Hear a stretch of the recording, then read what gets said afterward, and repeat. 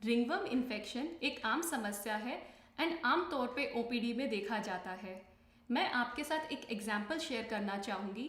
कल ही ओपीडी में एक पेशेंट आए जिन्हें बहुत लंबे समय से फंगल इन्फेक्शन का प्रॉब्लम था, बट उन्होंने डॉक्टर की सलाह के बिना ओवर द काउंटर मिलने वाली स्टेरॉइड क्रीम का इस्तेमाल किया। लंबे समय तक इस्तेमाल करने से उनका इन्फेक्शन और बढ़ गया और उनकी खुजली और जलन की समस्या इस हद तक बढ़ गई कि उनको सोने में भी तकलीफ आ रही थी। आज हम इसी बारे में डिस्कस करेंगे। मैं doctor Sanchika Gupta, MD dermatologist, the skin house, Faridabad.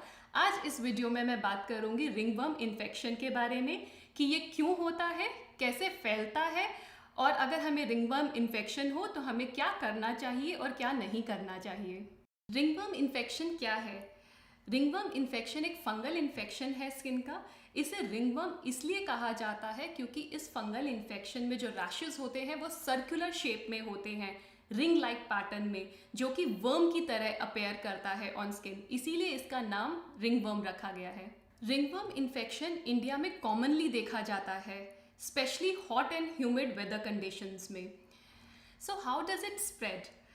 Fungal infection direct skin to skin contact से भी फैल सकता है एंड इन्फेक्टेड ऑब्जेक्ट के थ्रू भी फैल सकता है, जैसे कि बेडशीट्स, टॉवल्स, कोम्स, या फिर हम इस इन्फेक्शन को इन्फेक्टेड एनिमल से भी ले सकते हैं, जैसे कि डॉग्स एंड कैट्स, अगर कोई घर पे कोई पेट हो।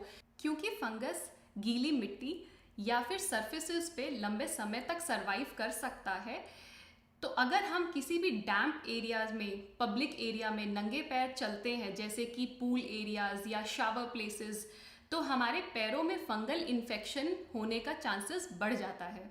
रिंगवर्म इन्फेक्शन के क्या सिम्टम्स होते हैं? उनकी स्किन में रिंग पैटर्न में रैशेस होते हैं जिसमें लालपन होता है, स्केल्स होते हैं यानी कि पपड़ी, एंड उन्हें इचिंग एंड बर्निंग सेंसेशन की कंप्लेंट फील होती है।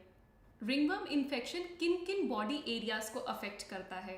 रिंगवर्म इन्फेक्शन सबसे कॉमनली बॉडी फोल्ड एरियाज में देखा जाता है, जैसे कि ग्रॉइंस यानी कि जांघों में, या फिर अंडर आर्म्स एरिया में, या इंफ्रा मेमरी एरियाज में यानी कि ब्रेस्ट के नीचे वाले हिस्से में। बिकॉज ये सारे एरियाज ऐसे होते हैं जहाँ पे आपको स्वेटिंग बहुत ज़्यादा होती है एंड रगड़ की वजह से आपकी स्किन डैमेज जल्दी होती है, जिसकी वजह से फंगल इन्फेक्शन ग्रो करने लगता है। इसके अलावा आपका बॉडी का कोई भी एरिया अफेक्टेड हो सकता है, जैसे कि face, beard, scalp, arms, legs, कोई भी बॉडी एरिया अफेक्ट हो सकता है। रिंगवर्म इन्फेक्शन को कैसे ट्रीट किया जाता है? ट्रीटमेंट में दो एस्पेक्ट्स इंपॉर्टेंट होते हैं। One is self care and another is medical therapy. Self care में हमें कुछ चीज़ों का ख्याल करना है। There are some dos and don'ts. अगर आपको फंगल इन्फेक्शन है तो आप डेली शावर लें, अपने इन्फेक्टेड एरिया को क्लीन एंड ड्राई रखें एंड अब अपने क्लोथ्स को, स्पेशली अंडर गारमेंट्स को डेली चेंज करें।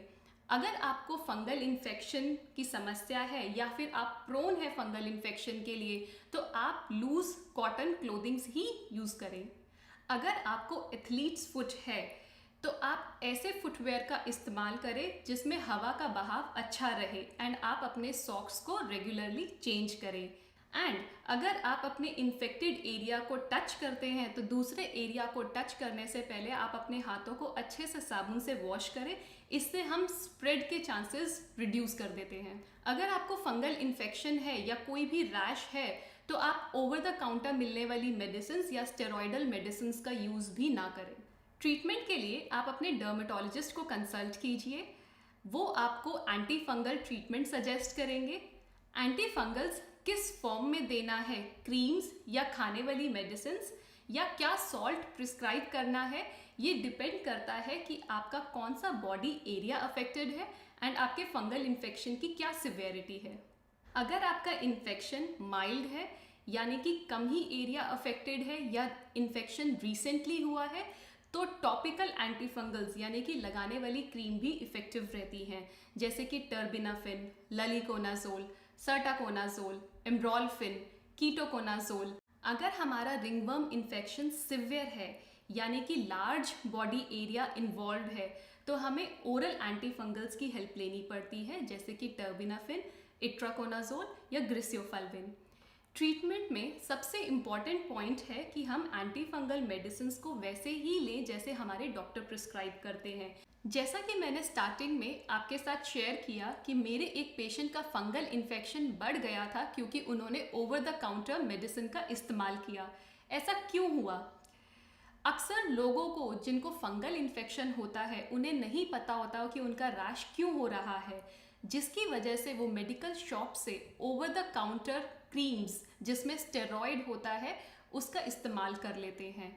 कुछ स्टेरॉयडल मेडिसिन ऐसी भी होती है जिसमें एंटी फंगल या एंटी बैक्टीरियल मेडिसिन भी होती है, जिसमें लेबल लगा होता है कि आप फंगल इन्फेक्शन के लिए भी इस्तेमाल कर सकते हैं। तो हमें ऐसे ही कोई मेडिसिन नहीं लगानी चाहिए क्योंकि इससे हमें 3 प्रॉब्लम्स आ सकती हैं। फर्स्ट, जब हम कोई भी स्टेरॉयडल क्रीम को लगाना शुरू करते हैं तो टेम्परेली हम देखते हैं कि हमारी इचिंग या लालपन कम होता है, बट हम ये नहीं जानते कि स्टेरॉयड साइलेंटली फंगल ग्रोथ को बढ़ा रहा होता है। क्योंकि जब हम स्टेरॉयडल क्रीम को ज़्यादा लंबे समय तक लगाते हैं तो वो हमारी स्किन का डिफेंस मैकेनिज्म रिड्यूस करता है, जिससे फंगस और ज़्यादा डीप फैलता है और ज़्यादा एरिया को इन्वॉल्व करता है और ज़्यादा लंबे समय तक रहता है।